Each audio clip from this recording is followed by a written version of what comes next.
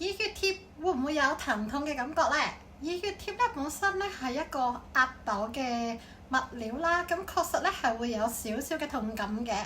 而且咧我哋嘅色度咧通常係分咗有酸啦、麻啦、脹啦同埋痛嘅感覺，咁呢啲咧都屬於正常嘅反應嚟㗎。代表穴位咧，正正感受到我哋嘅刺激啦，證明個耳穴嘅底部嘅按壓豆咧，就係刺激到我哋穴位而得到嘅一啲正常嘅反應嚟嘅。切換咗用耳穴嘅一個神經分佈圖嚟講啦，咁裏邊咧係佈滿咗不同嘅神經線啦，亦連接住我哋好多嘅神經人體末梢，都係一個密集式嘅區域嚟嘅，咁所以咧最核心喺我哋耳仔裏面咧就係一個叫做迷走神經嘅耳支，咁所以當我哋無論黐耳穴貼啦、按壓啦，甚至做一啲簡單嘅按摩嘅時候咧，都係會令到我哋可以調節到大腦嘅皮質醇啦、自我嘅神經系統。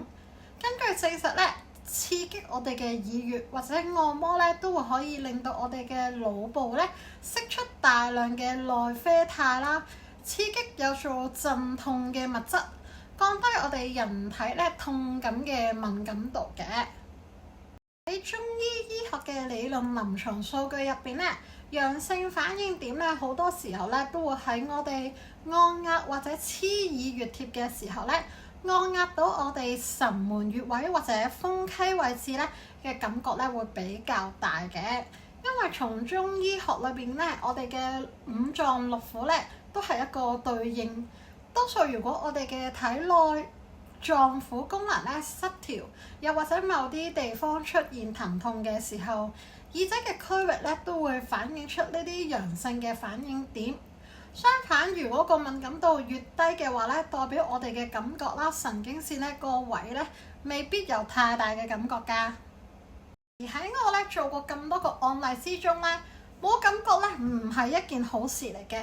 當初咧我做過好多個一啲有長期病患啦，例如一啲糖尿病啦、貧血啦或者低血壓嘅客人嘅。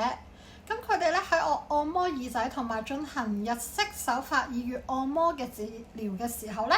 佢哋完全都冇一啲麻啦、痛啦、脹啦，甚至血液循環嘅感覺。呢個時候咧，我哋就要注意我哋嘅客人啦，亦都要諮詢一下佢有冇一啲長期嘅病患或者耳仔受損潰爛嘅狀況嘅。另外，中醫角度嚟講，痛則不通。某啲穴位如果完全有痛感嘅感覺嘅時候咧，證明佢個反射嘅部位咧，亦都係有機會係可能有啲痛症啦、敏感嘅症狀㗎。如果進行多次嘅按壓咧，其實係有幫助我哋嘅血液循環啦，增強翻我哋嘅舒壓啦，同埋舒緩痛症等等嘅嘅效果嘅。